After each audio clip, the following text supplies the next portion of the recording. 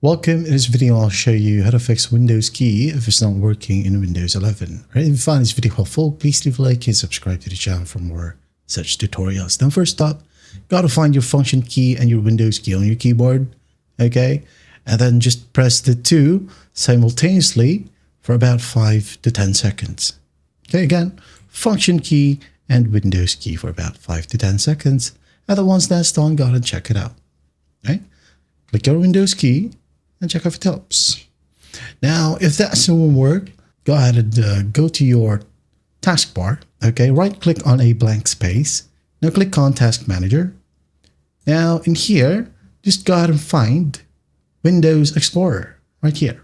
Okay, so click on it, right click, and then just click on Restart. Now your computer will refresh. Okay, it might turn black screen for a moment. Just don't freak out. Okay, just wait for the process to finish, and once that's done, go ahead and test your Windows key. All right.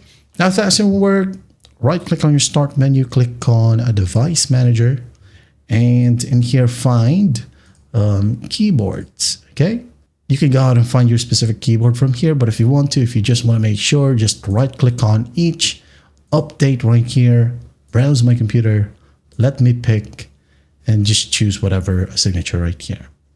Okay, just use HID keyboard device if compliant device isn't working. Click on Next, wait for it, click on Close. Do the same thing with each keyboard right here. Update, browse, let me pick, HID, Next, wait for it, and do the same thing again and again until all are updated. Okay, and then once that's done, you should be good to go. That is how you fix Windows key if it's not working in Windows 11. I hope this video helps, and I'll see you in the next one.